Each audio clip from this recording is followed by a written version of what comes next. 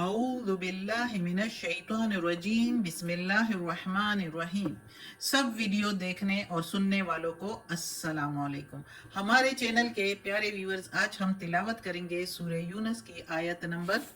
41، 42 اور 43، یعنی کہ آیت نمبر 41،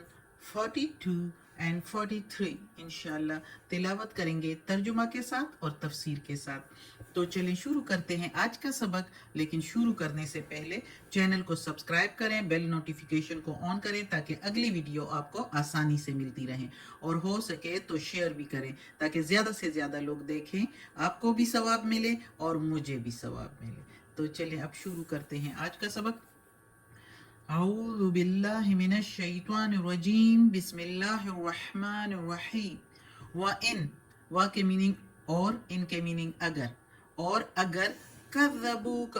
جھٹلاتے ہیں تجھ کو، کذبو جھٹلانا، کو کے میننگ تجھ کو یا تم کو، فقل پس کہہ دو، کیونکہ محمد صلی اللہ علیہ وآلہ وسلم کو اللہ تعالیٰ کہہ رہے ہیں تو اس لیے ہم ادب سے کہیں گے اور پیار اور محبت کا اظہار کریں گے۔ تو پس کہہ دو میرے پیارے نبی، فقل لی عملی،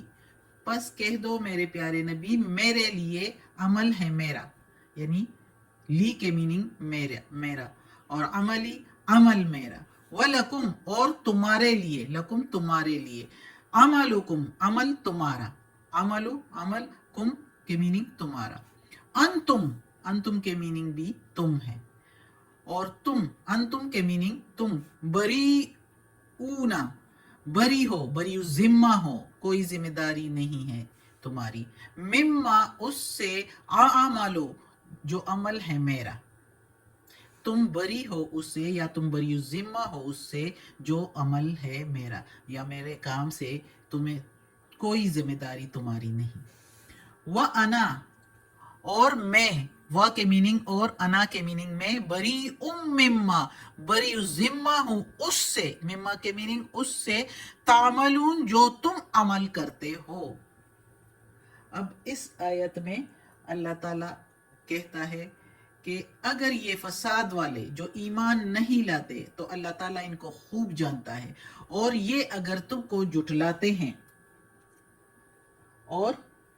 نہیں مانتے جو تم ان کو کہہ رہے ہو، اتنا کچھ کہہ سننے کے بعد بھی محمد صلی اللہ علیہ وآلہ وسلم ان کو دعوت دے کے، معجزے بھی دکھا کے،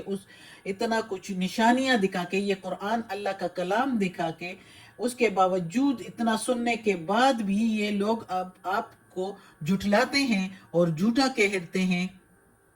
تو ان سے میرے پیارے نبی کہہ دیجئے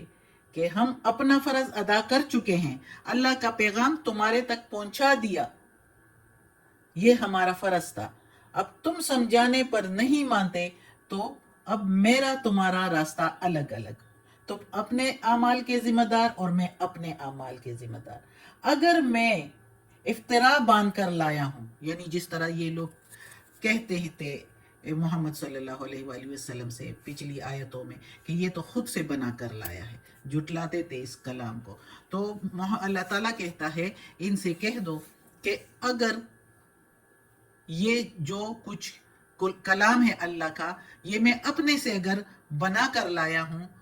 تو یہ سارا جھوٹ میرا ہے نا، نعوذ باللہ، اول تو یہ جھوٹ نہیں ہے، اگر میں یہ افترا باندھ بھی رہا ہوں تمہارے بقول، یعنی مشرکین کے بقول، تو اس کی ساری ذمہ داری میری ہے، اس پر آپ لوگوں کے ذمہ کوئی بات نہیں آئے گی، اور ہاں اگر میری سچ بات کو، حق بات کو تم لوگ جھٹلاتے ہو تو پھر اس کی ذمہ داری تمہاری ہے، وہ پھر تمہیں اس کی سزا ملے گی، اس سے میں بری ہوں کیونکہ میں نے اپنا کام پورا کر دیا۔ محمد صلی اللہ علیہ وآلہ وسلم کو اللہ تعالیٰ کہتا ہے کہ ان سے کہہ دو کہ میں اس سے اب بری ذمہ ہوں، جو اس کے باوجود بھی تم اگر سیدھے راستے پر نہیں آتے تو اب یہ ساری برائی تمہارے ذمہ ہے، سارا عمل تمہارے لیے ہے، اور اس سے میں بری ہوں جو تم کر رہے ہو۔ اللہ تعالیٰ کہتا ہے کہ ان سے ایسے کہہ دو اور ان کو چھوڑ دو۔ اگلی آیت میں اللہ تعالیٰ کہتا ہے وَمِنْهُمْ مَنْ يَسْتَمِعُونَ، وَمِنْهُمْ اور ان میں سے، من کوئی، یستمعون سنتا ہے، الیک तेरी तरफ यानी तुझको सुनता है, उनमें से कोई जो है वो सुनते हैं आप सल्लल्लाहु अलैहि वसल्लम की बातों को। अफ अंता, क्या पस तुम तुस्मिउ सुम्मा, सुनाओगे बहरों को, वलो कानू ला याकिलून, और अगरचे है थे नहीं वो अकल रखते, यानी अगर वो अकल नहीं रखते तो क्या तुम उनको सुनाओगे।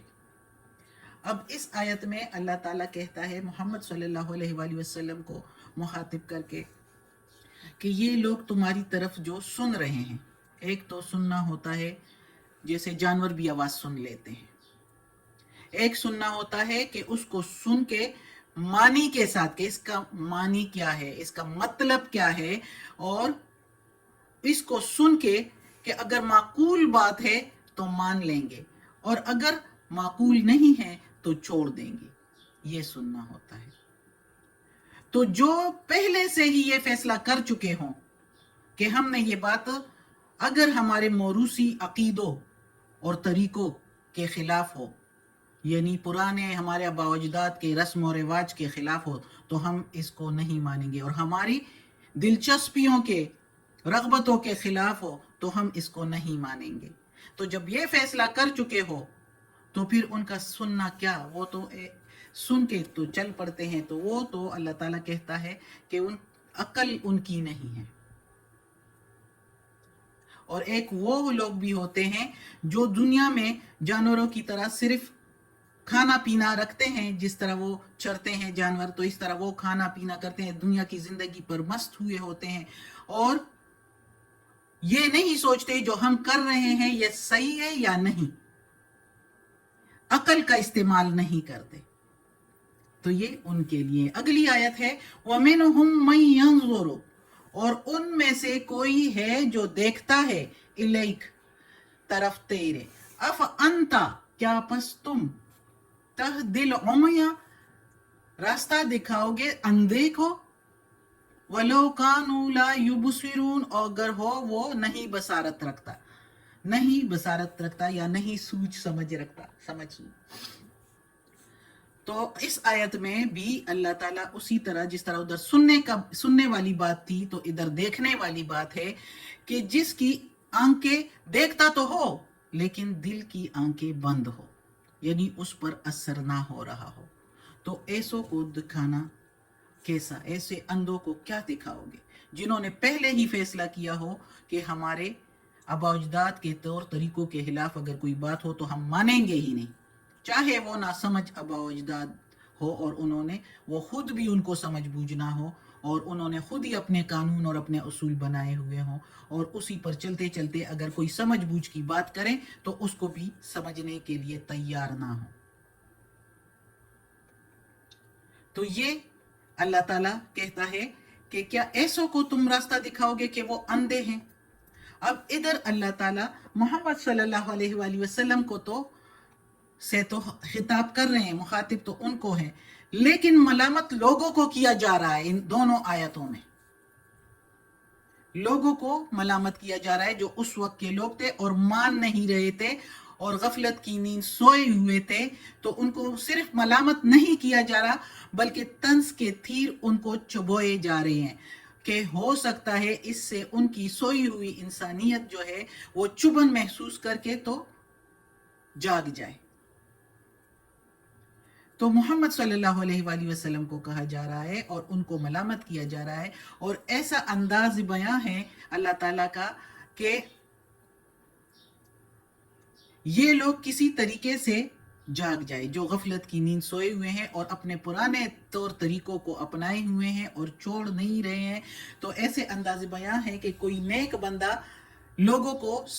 समझा रहा हो और उनकी इस्लाह के लिए लगा हुआ हो और वो लोग मान नहीं रहे हो, और उस नेक बंदे का कोई दोस्त आए और वो उसको कहे कि तुम किसको समझा रहे हो, ये तो दिलों के अंधे बहरे लोग हैं, इन पर क्या असर। अब इसका मतलब ये नहीं कि वो दोस्त उसको रोक रहा है कि इनको ना समझाओ, इस कोशिश को रोक दो, ये किसी की इस्लाह करने की ये कोशिश जो है ये छोड़ दो, उसका मतलब नहीं है, बल्कि ان کو ملامت کیا جا رہا ہے جو لوگ ہیں. ہو سکتا ہے وہ کسی طریقے سے ان باتوں کو سن کر اور وہ غفلت کی نیند سے جاگ جائے اور ان پر کوئی اثر ہو جائے اور وہ جو ہے یہ باتیں سن لے. جو آنکھ اور کانوں کی طرف سے راستہ دل کی طرف جاتا ہے، ہو سکتا ہے وہ راستہ کھل جائے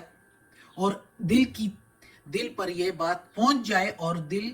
جو ہے اس بات کو مان لے اور یہ بندے جاگ جائے کسی طریقے سے. تو یہ کوشش کی جا رہی ہے ان آیات میں. یہ نہیں کہ محمد صلی اللہ علیہ وآلہ وسلم کو روکا جا رہا ہے، بلکہ ان لوگوں پر طنز کے تیر اور نشتر چبوئے جا رہے ہیں تاکہ وہ کسی طریقے سے جاگ جائے اور سن لے اور اللہ کے اس کلام کو مان لے اور اللہ کے پیغمبر محمد صلی اللہ علیہ وآلہ وسلم کو بھی مان لے اور